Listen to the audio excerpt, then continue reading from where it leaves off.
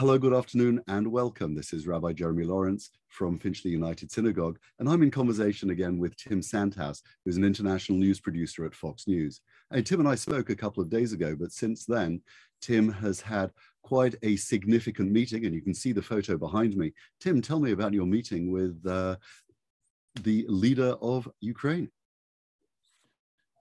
It was one of the most unbelievable moments of my life, I have to say. I mean, he's, I guess, the modern day Churchill, if there is such a thing. I've met Putin before. That wasn't quite as much fun. We've been trying for this interview for quite some time, and eventually, through various contacts and an awful lot of prodding, we managed to get it. We got a confirmation from his chief of staff, Andrei Yermak, a couple of days ago. In fact, the day that we last spoke, that he agreed, President Zelenskyy agreed to a meeting. It was at the presidential compound, not a place you can get close to at the moment without going through more layers of security than you can imagine. So let me understand that. He's actually in his state offices. Not always. I think he moves around constantly out of necessity. There have been an incredible number of attempts on his life. But he agreed to meet us. We had a time, we had the location, and we got there at, I'm not going to give sort of too many things away of how the security went on, but ultimately we met there at, or close to there at 11 o'clock, had our phones and everything taken away from us. And we were allowed to set up in the room that they provided for us with all the lights and cameras and what have you. And we started speaking to him about 12:30ish.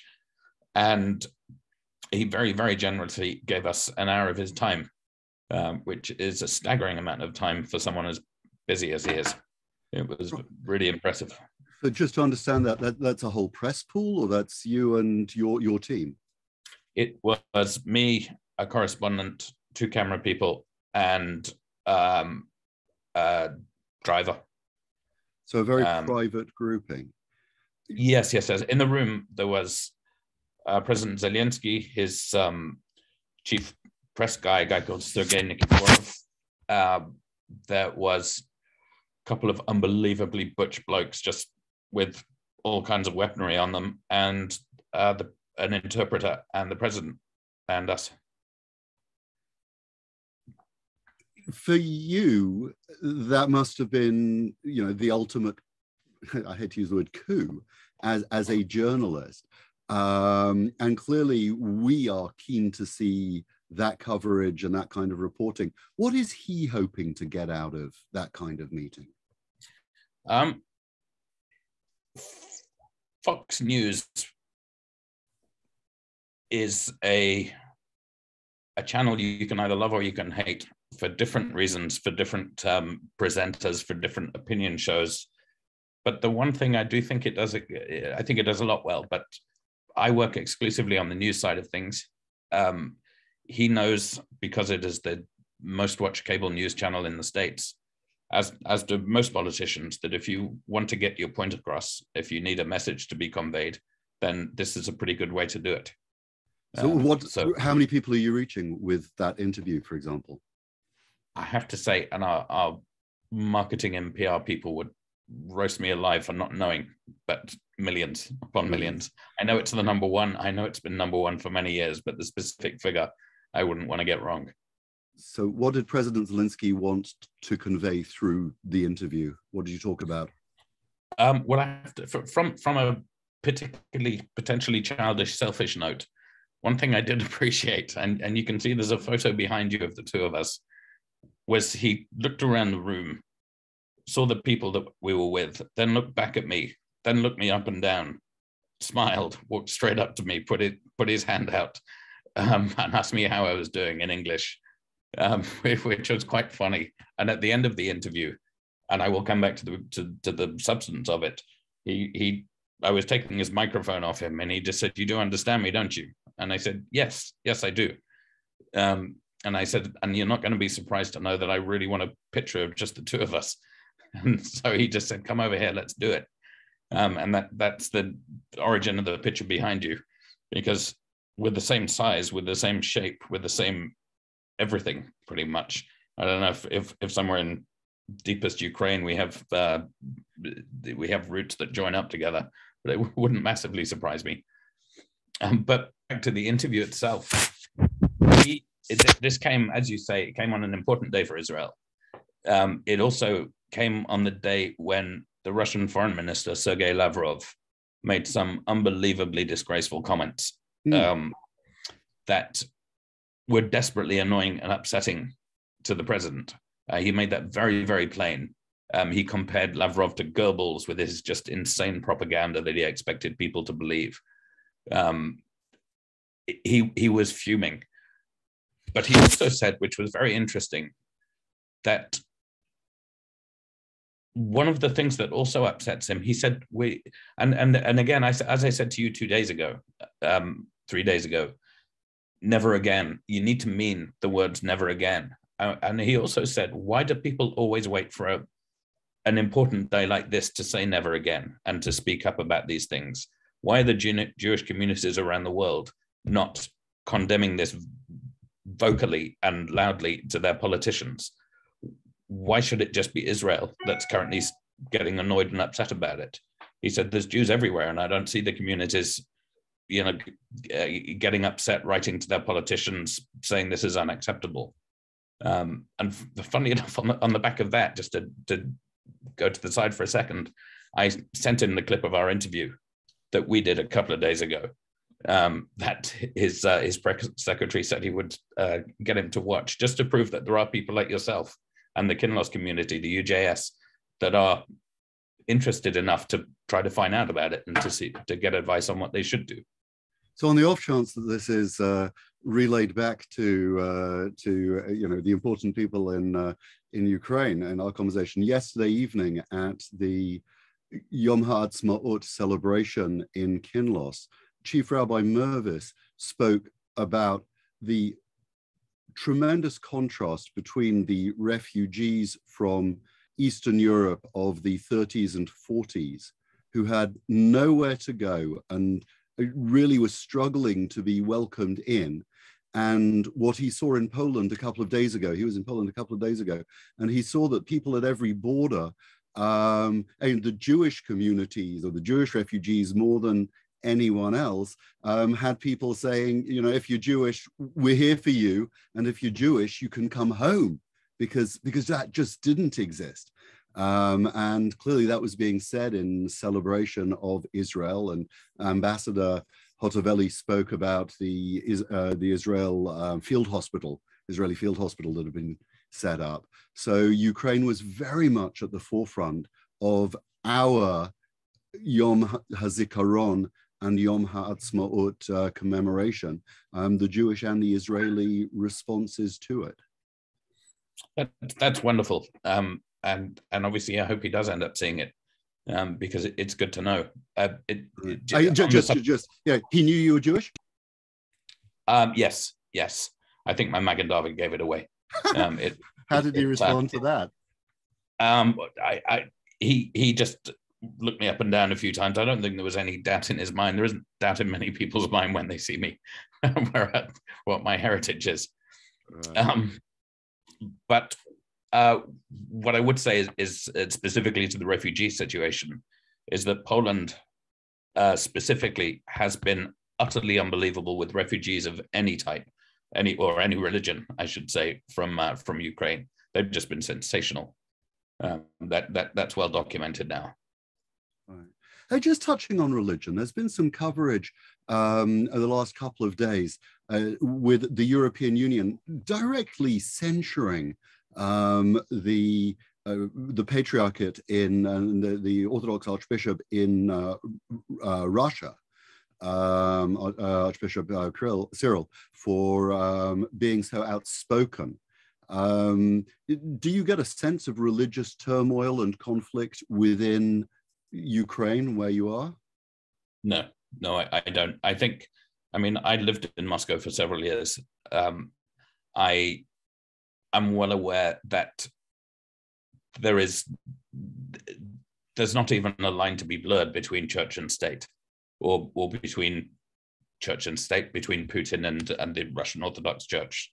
So it's no surprise at all that he's been saying these things, that he, and quite rightly, being condemned for it. And so how does the Christian in the street in Mariupol or Kiev or Lviv feel about their patriarchy? Well, there's a big movement as far as I'm aware, and I have no specific figures. I wouldn't like to be quoted on that, to move away from that, because these people are religious. They're, but the people that follow the patriarchy, but they want nothing to do with things that aren't true. And the Orthodox Church in Ukraine is thoroughly on the side of the Ukrainians and the population there. They're on the side of justice. Religion was the same way as any religious movement should be.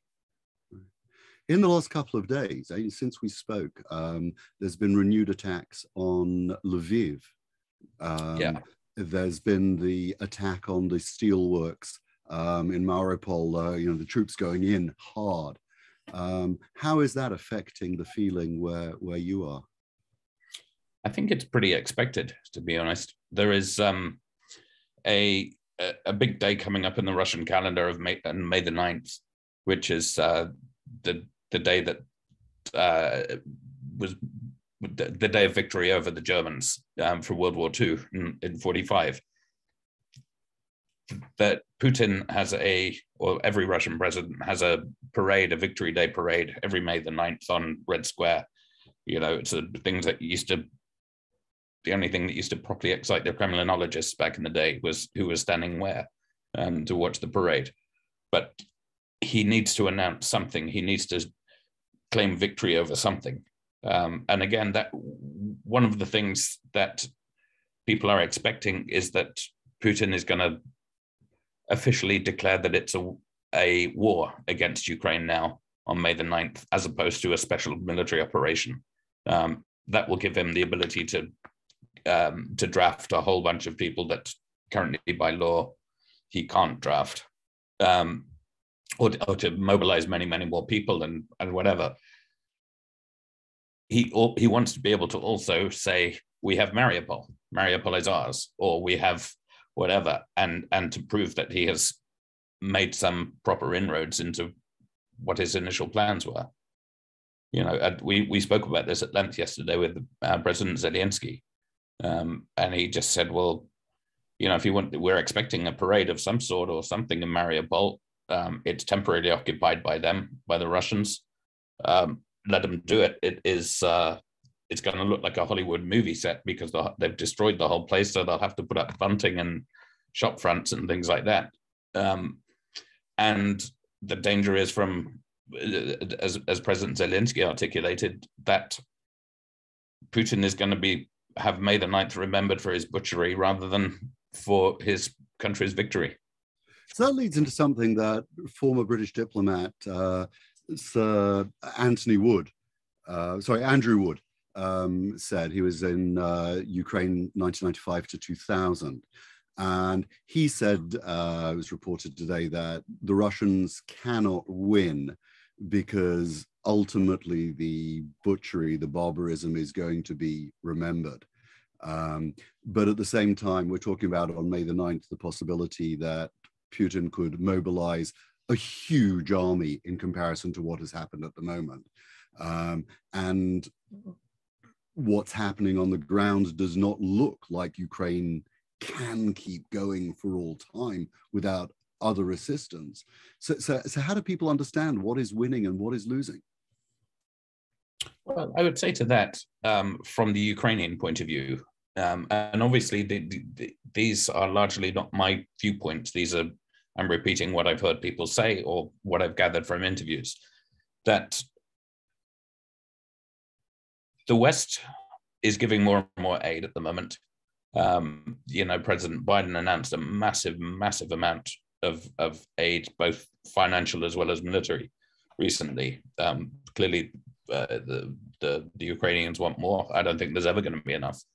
But on the flip side is, at least according to the Ukrainians, the people that the Russians have sent are their best so far. They've not left really, really awesome fighters in reserve, just in case this day came. They wanted to smash Ukraine. It didn't happen, and they've lost a crazy number of generals and troops. They've had, there's documented proof that their food rations have been all expired. The morale is down in the army. So if you think that those are the people that they wanted in their first wave, even if you mobilize a few 100,000 more, they're going to be much less well trained with much worse weapons. It's not something. I think it's something that might tire out the Ukrainians. There's no question, but I don't think it's a force that will necessarily beat them militarily. That's their view, at least. Does Vlodymyr Zelenskyy have a view of what might happen to him if he's overpowered? No, he doesn't talk about that at all. Everybody that you speak to here is aiming for victory, and they point out and a lot of what I said in our last interview, and this is not just to convince people that haven't watched it here to go watch it, or else, well, that would be nice. But a lot of what I said the other day, in as much as there is no plan B for the Ukrainians, what they are saying is, this is your war as much as it's our war. It just happens to be fought on Ukrainian land. So you need to help us win this war. We can't win it without you. We will win it for you, but we can't win it without you. So that's firmly what they're saying. The other thing that President Zelenskyy said yesterday was, I'll sit down with Putin tomorrow. I've got absolutely no problem with that. And he said this, I'm just looking at some of my notes from the interview. This is not the Middle Ages. Wars can only be won through negotiation. So yeah, I'll sit down with him tomorrow. Let's do it. But I'm not going to give up any land. I'm not going to give up any people. That's it. Let's talk about it. What does he mean by negotiation then? I think from his point of view, I don't want to put words in his mouth, but if someone invades your country and tries to take over more land than they've already taken over in the past, I think negotiation is leave, or I'll get my big brother on you, in playground speak. He's not going to be specific about that kind of thing, but clearly he's not going to give up anything. Why should he, in his view?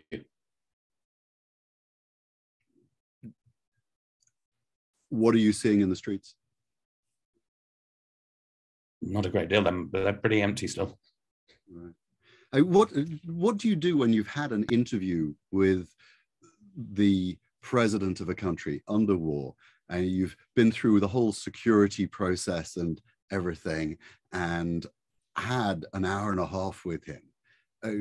You've got your camera footage and you've got your notes. What happens next? You immediately log onto Instagram and put up the best picture you can find. No, apart from that, you call the desk in your editorial desk. You tell them, give them the headlines just from your notes of what sort of whether or not the interviewee made any breaking news, whether there was anything original about it, whatever. And in this case, there were several things. Go back to the hotel. When we did this interview, there were 3 cameras. There was one camera straight on Zelenskyy as a close-up shot for when he spoke. There was another one, a reverse one over his shoulder with the interviewer in shot. And there was a third camera that was a 2-shot of Zelenskyy and the interviewer. You have to make sure the audio is synced from those because everyone's wearing microphones. You send the material to New York. In my case, it gets simultaneously translated as we're sending the material in by someone sitting in a booth, because 90% of the time he was speaking in Ukrainian.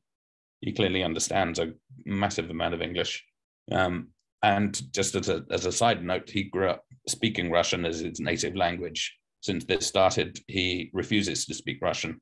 So he's had to polish up both his Ukrainian and his English since this all started. He's doing a pretty good job of it.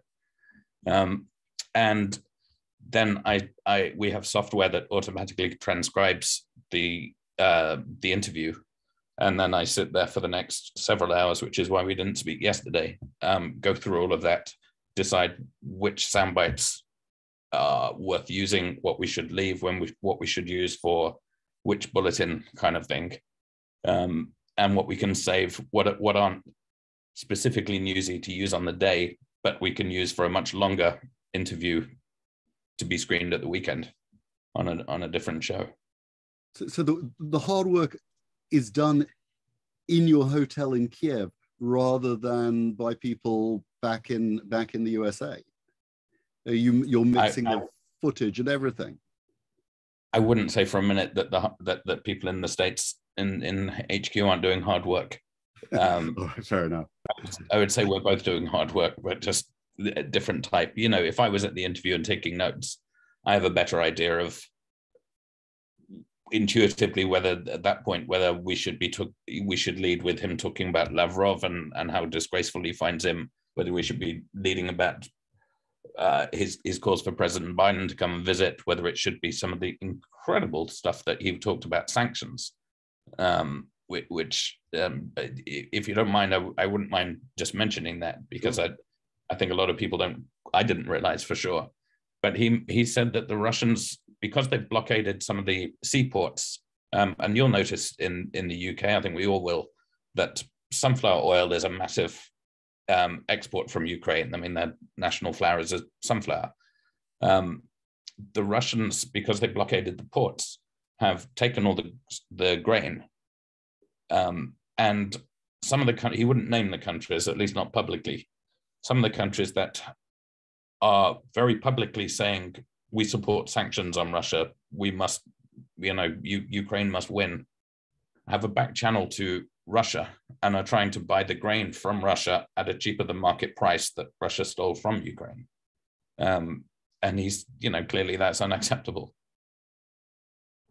Which I don't know if anyone else watching this will find it interesting, but I found it quite fascinating. We should be careful to check that any Ukrainian sunflower oil is ethically sourced. I'm not sure how I will find that one out. But yeah, that it was a real shock to me. So it makes you understand a little bit the scorched earth policies that people used to have under medieval sieges, and they were worried about their property being used by their enemies. Yeah, and it makes you realize that the countries that seem to be very, very public and vocal in their support of a particular regime or a particular political stance might not actually be doing that behind closed doors. When we were speaking last, it was just after Boris Johnson had spoken in the parliament in Kiev. Did you discuss that visit with Zelenskyy? Only in the context of what if Boris Johnson has visited and Speaker Pelosi from America has visited, perhaps President Biden would be able to visit. I mean, he said it, he's a sharp bloke, he said it very cleverly. And he said it would be possibly good for President Biden to come and visit because the Americans are supporters of Ukraine. So he put it in a very clever political, the midterms are coming up, there's a couple of bad things happening for Biden right now, maybe this would be a bonus for him. But obviously there are security issues that relate to President Biden that relate to no one else on the earth. In its own way, the ability for Western powers to create security corridors must be something that's very important. We could be doing more in that respect. Well, there was during the interview, there was America has just taken over the presidency of the UN Security Council. So that was part of the reason we talked about, the UN and the International Red Cross trying to get citizens out of Mariupol and creating these humanitarian corridors. And it led to the discussion, is the UN still worth it, or the permanent five on the Security Council? if one of them can just veto anything they don't like because it's a war they created. And he was not altogether surprisingly quite vocal about that. So what do we expect is going to happen between now and the 9th? I suspect I will have a lot of room service. I don't see myself going out a great deal. We have put a ban on travel in case infrastructure and roads and railways, whatever, get targeted. And we just got to see how it plays out. I'm not sure I can predict anything. So even in Kiev, you think there's going to be an intensification of attacks and building up to then? You're apprehensive of it? I'm apprehensive. I personally think that there is a good chance of that. There are other people that certainly agree with me. I've never known anyone in some ways less predictable than Putin, so I'd hate to put a bet on it. Tim, thanks so much for your time, and we look forward to speaking to you over the next couple of days and up to and beyond the 9th as things pan out. Thank you very much. Appreciate everything that you have to say, and to whatever extent you're able to think about Yom HaAtzmaut while you Indeed. are there, and the ability of a country to develop independence and to fight against all odds and to retain its freedom. May that strength inspire you and those who are with you. Thank you. Well, do you remember my mention the other day? I found a shop that sold kosher wine. So I've certainly done my bit. The other thing, if you wouldn't mind me just saying, is just to thank all the people that have watched the last interview you did with me and who have sent me the most incredible messages and the most wonderful emotional voicemails, WhatsApps, emails, because whatever I said obviously hit home in some way. And it really, really means a lot to me. I just wanted to thank everyone. I appreciate that, and anything that we can do to keep your spirits up. Thank you. Thanks very much. Speak to you soon.